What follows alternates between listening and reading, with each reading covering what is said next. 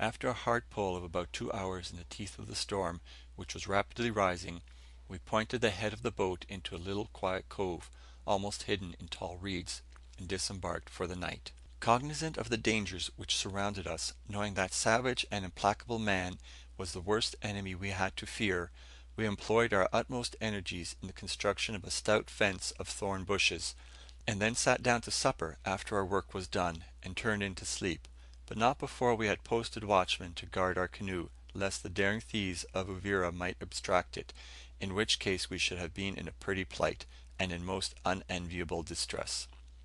At daybreak, leaving Kukumba Point after our humble breakfast of coffee, cheese, and dourra cakes was dispatched, we steered south once more. Our fires had attracted the notice of the sharp-eyed and suspicious fishermen of Kukumba, but our precautions and the vigilant watch we had set before retiring had proved an effectual safeguard against the Kavira thieves. The western shores of the lake as we proceeded were loftier and more bold than the wooded heights of Urundi and the bearded knolls of Ujiji. A black ridge, the vanguard of the mountains which rise beyond, disclosed itself between the serrated tops of the front line of the mountains, which rose to a height of from 2,500 to 3,000 feet above the lake. Within the folds of the front line of mountains rise isolated hills of considerable magnitude, precipitous and abrupt, but scenically very picturesque. The greater part of these hills have the rounded and smooth top, or are tabularly summited. The ridge enfolding these hills shoots out, at intervals, promontorial projections of gradual sloping outlines, which on the map I have designated capes, or points. When rounding these points, up went our compasses for the taking of bearings, and observing the directions of all prominent objects of interest.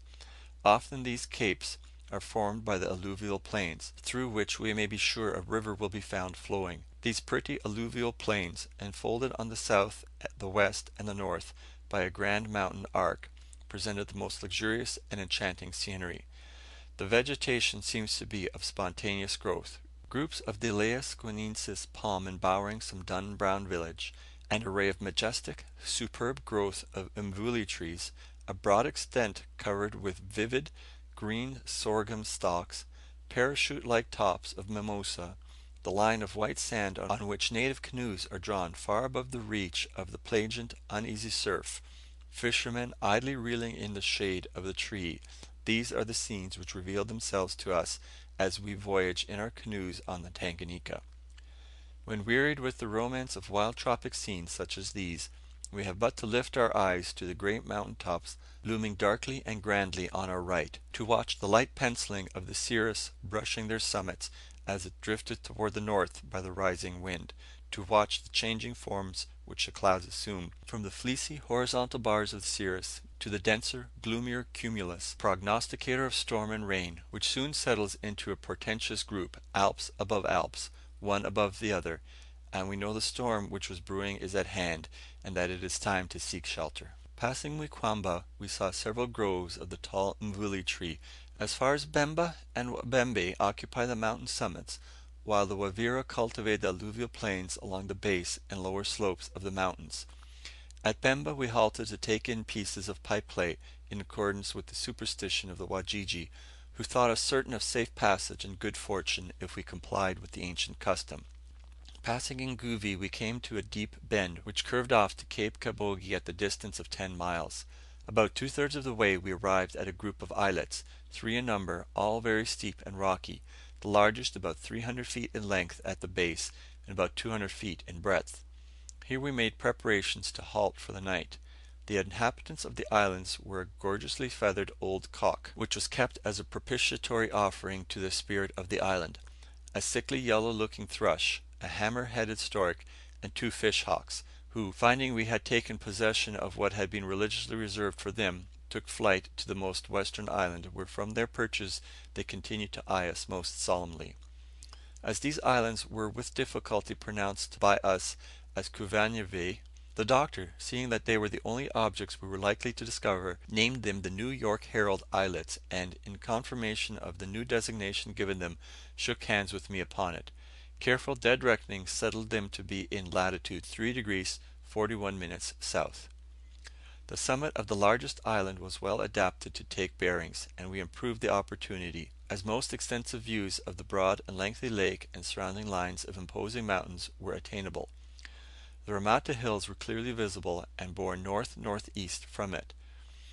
Kataganga Cape southeast by south. Sentakayi east-southeast. Magala east by north. Southwestern point of Muzumi bore south. Northern point of Muzubi Island south-southeast. At dawn on the 9th December we prepared to resume our voyage. Once or twice in the night we had been visited by fishermen, but our anxious watchfulness prevented any marauding.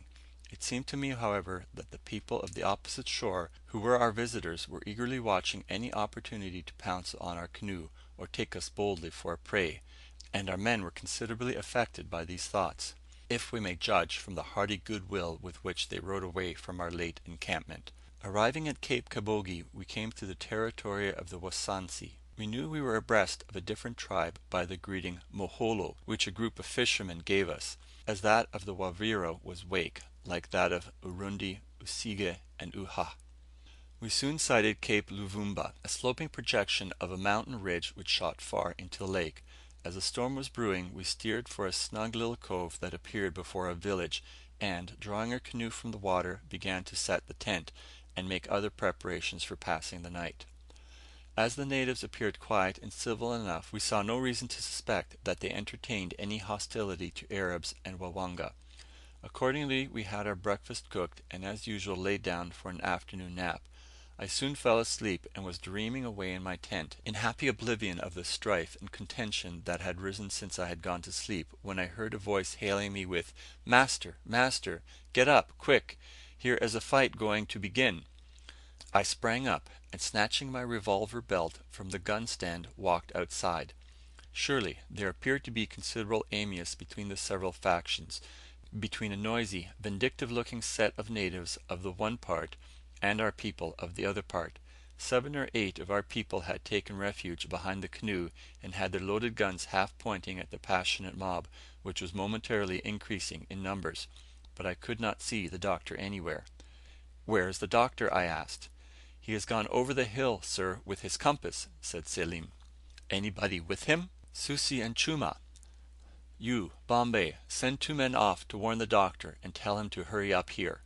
But just at this period the Doctor and his 2 men appeared on the brow of the hill, looking down in a most complacent manner upon the serio-comic scene that the little basin wherein we were encamped presented.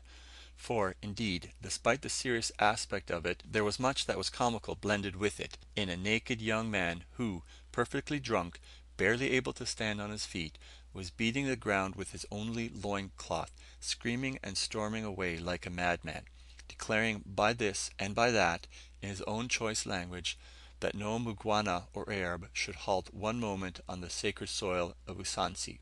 His father, the Sultan, was as inebriated as himself, though not quite so violent in his behaviour.